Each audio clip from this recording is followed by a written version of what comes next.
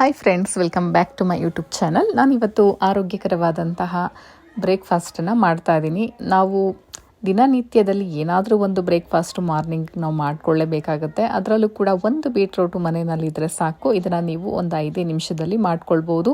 ಯಾರಿಗೆಲ್ಲ ಬೀಟ್ರೂಟ್ ಇಷ್ಟ ಇಲ್ಲ, ಹಾಗೆ ಮಕ್ಕಳಿಗೂ ಕೂಡ ಕೆಲವೊಬ್ಬರಿಗೆಲ್ಲ ಮಕ್ಕಳು ಇಷ್ಟಪಡೋದಿಲ್ಲ ತರಕಾರಿಗಳನ್ನ. ಸೊ ನೀವು ಈ ರೀತಿಯಲ್ಲಿ ಒಂದು ಸ್ಪೆಷಲ್ ಆದಂತಹ ತುಂಬಾ ಆರೋಗ್ಯಕರವಾದಂತಹ ಬ್ರೇಕ್ಫಾಸ್ಟನ್ನು ಮಾಡಿಕೊಟ್ರೆ ಖಂಡಿತವಾಗ್ಲೂ ತಿಂತಾರೆ. ಇದನ್ನು ಮಾರ್ನಿಂಗ್ ಬ್ರೇಕ್ಫಾಸ್ಟ್ಗೆ ಅಂತಲ್ಲ, ಇದನ್ನು ನೀವು ಯಾವುದೇ ಟೈಮಲ್ಲೂ ಕೂಡ ಮಾಡ್ಕೊಳ್ಬೋದು. ಬನ್ನಿ ಇದನ್ನು ಹೇಗೆ ಮಾಡೋದು ಅಂತ ನೋಡೋಣ. ಹಾಗೆ ಹೊಸದಾಗಿ ನನ್ನ ಚಾನಲ್ನ ನೋಡ್ತಾ ಇರೋರು ಸಬ್ಸ್ಕ್ರೈಬ್ ಮಾಡ್ಕೊಂಡು ನೋಡಿ, ಹಾಗೆಯೇ ಬೆಲ್ ಐಕಾನ್ನ ಕ್ಲಿಕ್ ಮಾಡಿ ಆಲ್ ಸೆಲೆಕ್ಟ್ ಮಾಡ್ಕೊಳ್ಳೋದನ್ನು ಮರಿಬೇಡಿ. ಬನ್ನಿ ವಿಡಿಯೋನ ಸ್ಟಾರ್ಟ್ ಮಾಡ್ತಾ ಇದ್ದೀನಿ. ಈ ಒಂದು ಬ್ರೇಕ್ಫಾಸ್ಟಿಗೆ ಮೊದಲನೇದಾಗಿ ನೋಡಿ, 1 ಕಪ್ಪು ನಾನಿಲ್ಲಿ ಅಕ್ಕಿ ಹಿಟ್ಟು, ಇದನ್ನು ಮನೆಯಲ್ಲಿ ಅಕ್ಕಿನ ನಾನು ತೊಳೆದು ನಂತರ ಇದನ್ನು ಬಿಸಿಲಲ್ಲಿ ಒಣಗಿಸಿ ಪೌಡರ್ ಮಾಡ್ಕೊಂಡಿರೋದು. ಆದಷ್ಟು ಮನೆಯದೇನೆ ಬಳಸಿ, ತುಂಬಾ ಚೆನ್ನಾಗಿರುತ್ತೆ. ನಂತರ ನೋಡಿ, ಸ್ವಲ್ಪ ಸಬ್ಬಸಿಗೆ ಸೊಪ್ಪು, ಹಾಗೆಯೇ ಅದಕ್ಕಿಂತ ಕಡಿಮೆ ಪ್ರಮಾಣದಲ್ಲಿ ಕೊತ್ತಂಬರಿ ಸೊಪ್ಪು ಎರಡನ್ನೂ ಸಹ ನೀರಲ್ಲಿ ತೊಳೆದು ಕಟ್ ಮಾಡಿ ಇಟ್ಕೊಂಡಿದ್ದೀನಿ ಈ ಥರ ಚಿಕ್ಕದಾಗಿ. ನಂತರ ನೋಡಿ, ಇಲ್ಲಿ 1 ಸೈಜು ಬೀಟ್ರೂಟನ್ನು ಈ ಥರ ತುರಿದು ಇಟ್ಕೊಂಡಿದ್ದೀನಿ. ನಂತರ ಅರ್ಧ ಕಪ್ಪು ಫ್ರೆಶ್ ಆಗಿರುವಂತಹ ತೆಂಗಿನಕಾಯಿ ತುರಿ, ನಂತರ 1 ದೊಡ್ಡ ಸೈಜು ಈರುಳ್ಳಿನ ಈ ಥರ ಚಿಕ್ಕದಾಗಿ ಕಟ್ ಮಾಡಿ ತೊಗೊಂಡಿದ್ದೀನಿ. ನಂತರ 2 ಹಸಿಮೆಣಸಿನಕಾಯಿ, ಇದನ್ನು ಕೂಡ ಚಿಕ್ಕದಾಗಿ ನಾವು ಕತ್ತರಿಸಿ ತೊಗೊಳ್ಬೇಕಾಗುತ್ತೆ. ನಂತರ ಸ್ವಲ್ಪ ಕರಿಬೇವಿನ ಸೊಪ್ಪು, ನಂತರ ಜೀರಿಗೆ 1 ಟೇಬಲ್ ಸ್ಪೂನು, ಹಾಗೆಯೇ ನಾನಿಲ್ಲಿ ಬಿಳಿ ಎಳ್ಳು ಕೂಡ ಬಳಸ್ತಾ ಇದ್ದೀನಿ. ಇದು 1.5 ಟೇಬಲ್ ಸ್ಪೂನು. ಇಷ್ಟ ಆದರೆ ಬಳಸಿ, ಅಥವಾ ನೀವು ಇಲ್ಲಿ ಸ್ಕಿಪ್ ಕೂಡ ಮಾಡ್ಕೊಳ್ಬೋದು. ರುಚಿಗೆ ತಕ್ಕಷ್ಟು ಉಪ್ಪು, ನಂತರ ಮಾಡೋದಕ್ಕೆ ಎಣ್ಣೆ. ಮೊದಲನೇದಾಗಿ ನೋಡಿ, ನಾನಿಲ್ಲಿ 1 ಕಪ್ಪಷ್ಟು ಅಕ್ಕಿ ಹಿಟ್ಟನ್ನು ಒಂದು ಬೌಲಿಗೆ ಹಾಕ್ಕೊಂಡಿದ್ದೀನಿ. ನಂತರ ಬೀಟ್ರೂಟನ್ನು ಕೂಡ ನಾನಿಲ್ಲಿ ಹಾಕ್ಕೊಳ್ತಾ ಇದ್ದೀನಿ. ಬೀಟ್ರೂಟನ್ನ ಬೇಕಾದ್ರೆ ಇದಕ್ಕಿಂತ ನೀವು ಸಣ್ಣದಾಗೂ ಕೂಡ ನೀವಿಲ್ಲಿ ತುರಿದು ತೊಗೊಳ್ಬೋದು. ನಾನು ಸ್ವಲ್ಪ ಮೀಡಿಯಮ್ಮಾಗೆ ತೊಗೊಂಡಿದ್ದೀನಿ. ನಂತರ ಈರುಳ್ಳಿ, ಸಬ್ಬಸಿಗೆ ಸೊಪ್ಪು, ಹಾಗೆಯೇ ಕೊತ್ತಂಬರಿ ಸೊಪ್ಪು ಎರಡನ್ನೂ ಕೂಡ ಹಾಕ್ಕೊಂಡಿದ್ದೀನಿ. ನೀವು ಬೇಕಾದರೆ ಇಲ್ಲಿ ಸಬ್ಬಸಿಗೆ ಸೊಪ್ಪನ್ನು ಇಲ್ಲಿ ನೀವು ಸ್ಕಿಪ್ ಕೂಡ ಮಾಡ್ಕೊಳ್ಬೋದು. ನಂತರ ಕರಿಬೇವಿನ ಸೊಪ್ಪನ್ನ ನೋಡಿ ಈ ಥರ ಚಿಕ್ಕದಾಗಿ ಕಟ್ ಮಾಡಿ ಹಾಕ್ಕೊಳ್ತಾ ಇದ್ದೀನಿ. ನಂತರ ಪ್ರತಿಯೊಂದನ್ನು ಕೂಡ ಇಲ್ಲಿ ಹಾಕ್ಕೊಳ್ತಾ ಇದ್ದೀನಿ. ಬಿಳಿ ಎಳ್ಳು ಕೂಡ ನಮ್ಮ ಒಂದು ಮಾಂಸಖಂಡಗಳಿಗೆ, ಮೂಳೆಗೆ ತುಂಬಾ ಒಳ್ಳೆಯದು. ಹಾಗಾಗಿ ನೋಡಿ, ನಾನು ಇಲ್ಲಿ ಏನು ತೊಗೊಂಡಿದ್ದೀನಿ ಇದೆಲ್ಲ ಕೂಡ ನಮ್ಮ ಒಂದು ಆರೋಗ್ಯಕ್ಕೆ ಭಾಳ ಒಳ್ಳೆಯದು. ಅದರಲ್ಲೂ ಕೂಡ ಬೀಟ್ರೂಟು ನಮ್ಮ ಒಂದು ರಕ್ತನ ಹೆಚ್ಚು ಮಾಡುತ್ತೆ ಈ ಒಂದು ತರಕಾರಿ. ಹಾಗಾಗಿ ಇದನ್ನು ನಾವು ದಿನನಿತ್ಯ ಬಳಸೋದು ತುಂಬಾ ಒಳ್ಳೆಯದು ಅಂತಲೇ ಹೇಳ್ಬೋದು. ಇದನ್ನು ಇವಾಗೆಲ್ಲ ಹಾಕಿ ಇದಕ್ಕೆ ನಾವು ಅಗತ್ಯ ಇರೋಷ್ಟು ನಾವು ನೀರನ್ನು ಸೇರಿಸಿ ನಾವು ಇದನ್ನು ಚೆನ್ನಾಗಿ ಮೃದುವಾಗೋವರೆಗೂ ನಾವು ಕಲಿಸ್ಕೊಳ್ಬೇಕಾಗತ್ತೆ. ಏನಾದರೂ ಒಂದು ತಿಂಡಿ ಮಾಡಲೇಬೇಕಾಗುತ್ತೆ ಮಾರ್ನಿಂಗು, ಮಕ್ಕಳಿಗೆ ಬಾಕ್ಸಿಗೆಲ್ಲ ನಾವು ಕಟ್ಟಬೇಕಾಗುತ್ತೆ. ಆ ಟೈಮಲ್ಲಿ ನನಗೊಂದು ಯೋಚನೆ ಬಂತು, ಈ ಒಂದು ಬೀಟ್ರೂಟನ್ನು ಸೇರಿಸಿ ನಾವು ರೊಟ್ಟಿ ಮಾಡಿದ್ರೆ ಹೇಗಿರುತ್ತೆ ಅಂತ ಅಂದ್ಬಿಟ್ಟು ಸೊ ಮಾಡಿದೆ. ಇದಕ್ಕೆ ನಾನು ಇಟ್ಟಿರುವಂತಹ ಹೆಸರು ಬೀಟ್ರೂಟ್ ರೊಟ್ಟಿ. ತುಂಬಾ ಸುಲಭವಾಗಿ ಮಾಡ್ಕೊಳ್ಬೋದು. ಇದಕ್ಕೆ ಯಾವುದೇ ರೀತಿ ಚಟ್ನಿ ಬೇಕಾಗೋದಿಲ್ಲ. ಇದನ್ನು ಹಾಗೆ ತಿನ್ಬೋದು. ತುಂಬಾ ಚೆನ್ನಾಗಿರುತ್ತೆ. ಇದನ್ನು ತಕ್ಷಣವಾಗಿ ನಾವು ಇದನ್ನು ತಯಾರಿಸ್ಕೊಳ್ಬೋದು. ತುಂಬಾ ಸುಲಭ ಇದು. ಮೊದಲನೇದಾಗಿ ನೋಡಿ, ನಾವು ರೊಟ್ಟಿನ ನಾವು ಯಾವ ಒಂದು ಗಾತ್ರದಲ್ಲಿ ನಾವು ಕಟ್ಕೊಳ್ತೀವಿ ಅದನ್ನು ನಾವು ಫಸ್ಟ್ ಈ ಥರ ಉಂಡೆಗಳಾಗಿ ನಾವು ಮಾಡಿ ಒಂದು ಪ್ಲೇಟಲ್ಲಿ ಇಟ್ಕೊಳ್ಳೋದ್ರಿಂದ ನಾವು ಸುಲಭವಾಗಿ ಬೇಗನೆ ನಾವು ಇದನ್ನು ತಟ್ಟಿ ನಾವು ಮಾಡ್ಕೊಳ್ಬೋದು. ನಾನಿವಾಗ ನೋಡಿ ಮೀಡಿಯಮ್ ಆಗಿ ಮಾಡಿ ಇದನ್ನೆಲ್ಲನೂ ಒಂದು ತಟ್ಟೆಗೆ ಇವಾಗ ತೆಗೆದಿಟ್ಕೊಳ್ತಾ ಇದ್ದೀನಿ.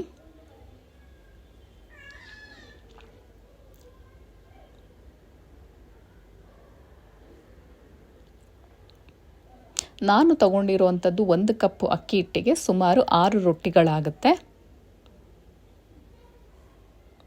ಈ ಕಡೆ ನೋಡಿ, ನಾನಿಲ್ಲಿ ಕಬ್ಬಿಣದ ತವ ಕೂಡ ಇಟ್ಕೊಂಡಿದ್ದೀನಿ. ಅದನ್ನು ತುಂಬ ಲೋ ಫ್ಲೇಮಲ್ಲಿ ಇಟ್ಕೊಳ್ಳಿ. ಅದನ್ನು ಕಾಯೋಷ್ಟರಲ್ಲಿ ನೋಡಿ, ನಾನಿಲ್ಲಿ ಸಿಲಿಕಾನ್ ಶೀಟನ್ನು ಇಲ್ಲಿ ಬಳಸ್ತಾ ಇದ್ದೀನಿ. ಈ ಒಂದು ಸಿಲಿಕಾನ್ ಶೀಟಿಗೆ ಕಡಲೆಕಾಯಿ ಬೀಜದ ಎಣ್ಣೆನ ಈಗ ಸ್ವಲ್ಪ ಹಚ್ಕೊಂಡಿದ್ದೀನಿ. ನಂತರ ಇವಾಗ ರೊಟ್ಟಿನ ನಾನಿಲ್ಲಿ ತಟ್ಕೊಳ್ತಾ ಇದ್ದೀನಿ.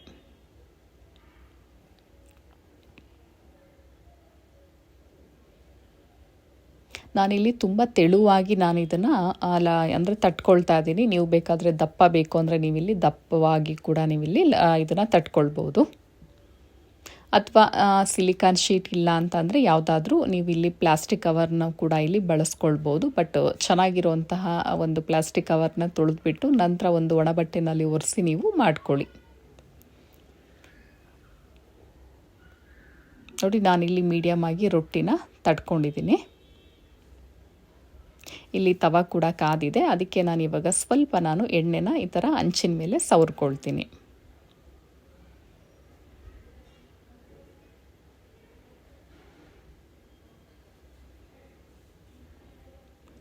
ಇವಾಗ ತವ ಕಾದಿದೆ. ಇದಕ್ಕೆ ಇವಾಗ ನಾನು ಮಾಡ್ಕೊಂಡಿರುವಂತಹ ರೊಟ್ಟಿನ ಇವಾಗ ತವದ ಮೇಲೆ ಹಾಕ್ಕೊಳ್ತಾ ಇದ್ದೀನಿ.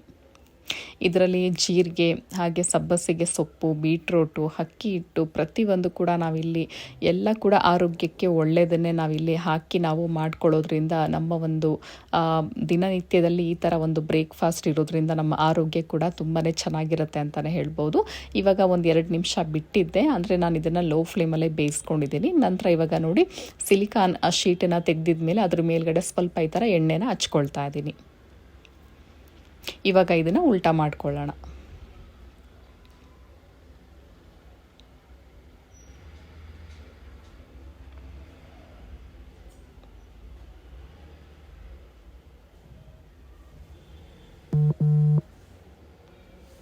ಇವಾಗ ನೋಡಿ ಇದನ್ನು ಕೂಡ ಮತ್ತೆ ಇದನ್ನು ಸೀದಾ ಮಾಡ್ಕೊಂಡಿದ್ದೀನಿ. ನೋಡಿ ಇಷ್ಟು ನಾವು ಬೇಯಿಸ್ಕೊಂಡ್ರೆ ಸಾಕು. ಸುಮಾರು ಒಂದು 2-3 ನಿಮಿಷ ಸಾಕಾಗುತ್ತೆ ಇದನ್ನು ಬೇಯಿಸ್ಕೊಳ್ಳೋ ಅಷ್ಟರಲ್ಲಿ. ಈಗ ಇದನ್ನು ಒಂದು ಪ್ಲೇಟಿಗೆ ಈಗ ಹಾಕ್ಕೊಳ್ತಾ ಇದ್ದೀನಿ.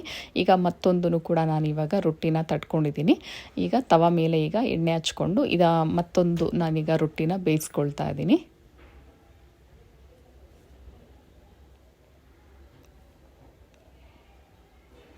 ಇವಾಗ ಸಿಲಿಕಾನ್ ಶೀಟು ಈ ಥರ ನಾವು 1-2 ನಿಮಿಷ ಮುಚ್ಚಿಡಬೇಕಾಗತ್ತೆ. ಅಥವಾ ನೀವು ಸಿಲಿಕಾನ್ ಶೀಟ್ ಇಲ್ಲ ಅಂತ ಅಂದರೆ ನೋಡಿ ಈ ಥರ ಮುಚ್ಚಳ ಎಲ್ಲರ ಮನೆಯಲ್ಲಿ ಇದ್ದೇ ಇರುತ್ತಲ್ವ. ಸೊ ನೀವು ರೊಟ್ಟಿನ ಈ ರೀತಿಯಲ್ಲಿ ಮುಚ್ಚಿ ನಾವು 1-2 ನಿಮಿಷ ಬೇಯಿಸೋದ್ರಿಂದ ನೋಡಿ ಮೇಲ್ಭಾಗ ಏನಿದೆ ಅದು ಹಿಟ್ಟಿಟ್ಟು ಥರ ಕಾಣೋದಿಲ್ಲ, ಇದು ಚೆನ್ನಾಗಿ ಬೇಯುತ್ತೆ ಅವಾಗ.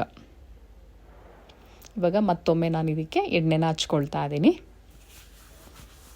ನೀವು ಎಣ್ಣೆ ಬದಲಾಗಿ ಬೇಕಾದರೆ ಇಲ್ಲಿ ತುಪ್ಪ ಕೂಡ ನೀವಿಲ್ಲಿ ಬೇಕಾದರೆ ನೀವು ಬಳಸ್ಕೊಳ್ಬೋದು.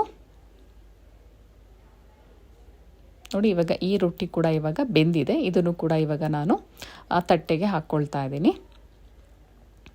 ನೋಡೋದಕ್ಕಂತೂ ತುಂಬಾ ಕಲರ್ಫುಲ್ಲಾಗಿ ಕಾಣಿಸ್ತಾ ಇದೆ. ಇದಕ್ಕೆ ನಾನು ಯಾವುದೇ ರೀತಿ ಚಟ್ನಿ ಮಾಡ್ಕೊಂಡಿಲ್ಲ. ಹಾಗೆ ನೀವು ತಿನ್ನಬೇಕಾದ್ರೆ ಮೊಸರು ಜೊತೆನಲ್ಲಾದರೂ ತಿನ್ಬೋದು. ಹಾಗೆಯೇ ಚಟ್ನಿ ಕೂಡ ನೀವಿಲ್ಲಿ ಬಳಸ್ಕೊಳ್ಬೋದು.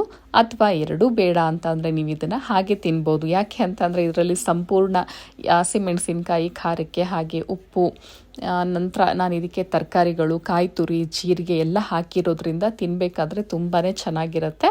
ಹಾಗೆ ಒಂದು ಸಲ ನೀವು ಈ ಒಂದು ಪ್ರಯತ್ನ ಮಾಡಿ. ನಾನು ಇದಕ್ಕೆ ಯಾವುದೇ ರೀತಿ ಚಟ್ನಿನ ಮಾಡ್ಕೊಂಡಿಲ್ಲ, ಹಾಗೆ ನಾನು ಇದನ್ನು ಹಾಗೆ ಕೂಡ ತಿಂತಾ ಇಲ್ಲ. ಇದಕ್ಕೆ ನೋಡಿ ನಾನು ಮನೆಯಲ್ಲೇ ತಯಾರಿಸಿರುವಂತಹ ತುಪ್ಪದಲ್ಲಿ ತಿಂತಾ ಇದ್ದೀನಿ. ತುಂಬ ಅಂದರೆ ತುಂಬಾ ಚೆನ್ನಾಗಿರುತ್ತೆ. ರೊಟ್ಟಿ ಅಂತೂ ನೋಡ್ತಾ ಇದ್ದೀರಾ ತುಂಬಾ ಪೇಪರ್ ಥರ ಮಾಡ್ಕೊಂಡಿದ್ದೀನಿ, ಅಷ್ಟು ಚೆನ್ನಾಗಿ ಬಂದಿದೆ ರೊಟ್ಟಿ. ಹಾಗೆ ನೀವು ಕೂಡ ಮನೆಯಲ್ಲಿ ಒಂದು ಬೀಟ್ರೂಟ್ ಇದ್ದರೆ ಖಂಡಿತ ಈ ಒಂದು ರೆಸಿಪಿನ ಟ್ರೈ ಮಾಡಿ. ವಿಡಿಯೋ ಯಾರೆಲ್ಲ ನೋಡಿದ್ದೀರಾ ಎಲ್ಲರಿಗೂ ಕೂಡ ಧನ್ಯವಾದ. ವಿಡಿಯೋ ಇಷ್ಟ ಅಂದರೆ ಲೈಕು, ಕಮೆಂಟು, ಶೇರ್ ಮಾಡೋದನ್ನು ಮರಿಬೇಡಿ. ಹಾಗೆ ಹೈಪ್ ಕೂಡ ಮಾಡಿ.